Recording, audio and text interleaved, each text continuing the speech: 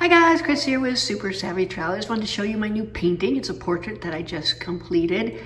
The colors don't translate well. This phone turns them very much more blue. They're actually quite warm. And what I wanted to show you is, if you look very closely, there's a wallpaper design texture underneath the painting, and then I painted over the top of it.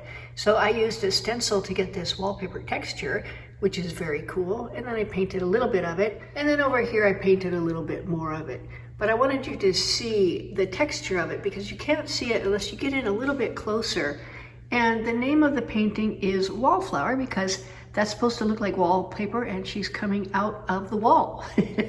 I don't know if that translates, but I really love how this came out. I think it's such a pretty concept and I just love how the textures happened.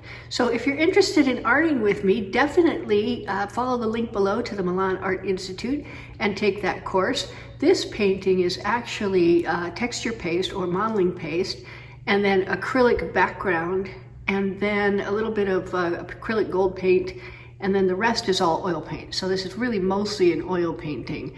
As you can see, the colors are pretty poppy, and I've never been able to get those types of colors with acrylics as much as with oils.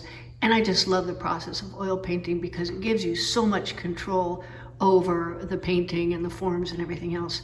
So there you go, guys. Yes, this is Wallflower. As you can see, my hand is there. I usually would like to give you the size, but I don't know the size. My hand is there. It's up on the wall.